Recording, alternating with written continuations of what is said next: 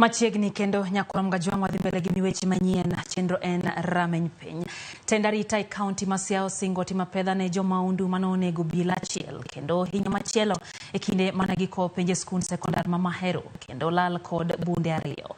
Magi timore kinde maluoro koro mako chuny jodak ma Kwagagi ma Hero Obila duto maneno ni arita mosebedo korochore gwengego odok e yo makare. George Bati miyo ler. Luoro pod omako chuny jodak ma Kwagagi Mahero e gwenge ma Alego Usonga bang' jonjore moko nego Obila achiel kendo weyo machielo kod hinyruok e kinde mane gichwalo tese mag penj maduong'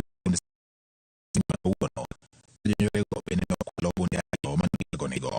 Awadwaro arita kwe mondo obed motegno nikech gino tum kuom polis mawuotho kod to an japiny ma onge kata luth kata kedi mawuotho go wani hali marach. Wakwayo mondo arito bed ka mondo tim uchunguzi mondo wanena ang'o motimre no. Ka polisi minyalo neg to koro wanto wachal nadi. Akwayo jotelo mondo owuothie here waka mondo nena ang'o madhi mbele. Kaluwore kod monjno, komanda mar Obila ma Siaya Kemboi osingo ni ok gibinindo nyaka ginene bunde go oyudi kendo achijego maki ka okwayo jopiny mondo chiwnegi maling'ling ka County Commissioner ma Siaya Julius Otieno okoni gin kod apisa moromo neno ni achijego maki. Na mimi najua kwa ushirikiano wenu vile County Commissioner amesema tutashika hao watu. Na mimi kama County Police Commander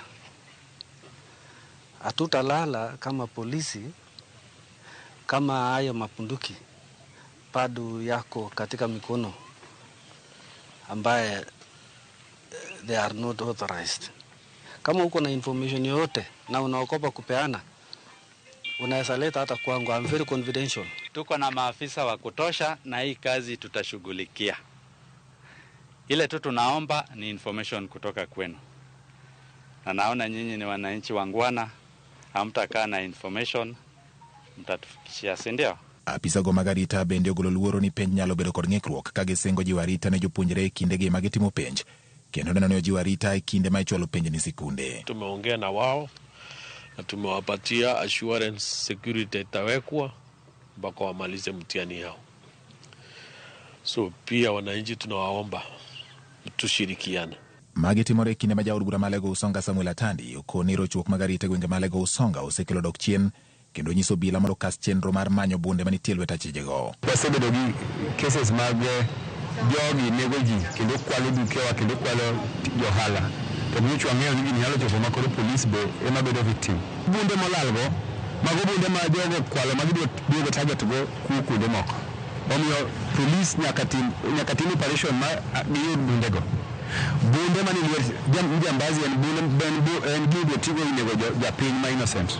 Omiyo gimadwa na challenge madwa ni police giyor police kada police mi abitsia mondo oyud bunde go mondo oduok bunde go lwet police. Atandi koni Obila nyaka tima chiegni kod kweth mag rowere mane gichuogo mondo migiyang' maling'ling ka oseyo Obila kuom bedo kayulo e tich kendo nyayo timbe mag maundu ka okoni Obila bende koro nyaka were kod siasa kendo giriere kod tijgi. Ne wawacho ni wadwa ni giti gi police kamoro achiel.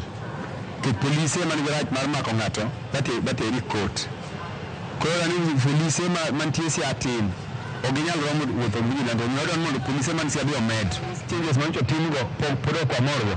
Kendo ka minister ni Obila ni wacho ne changes go nyako chako keth kendo to poko ketho gi kendo miyo weche gi pod tek.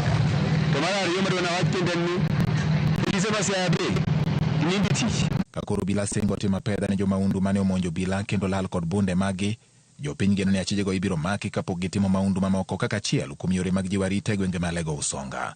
George Bati, Ramogi TV.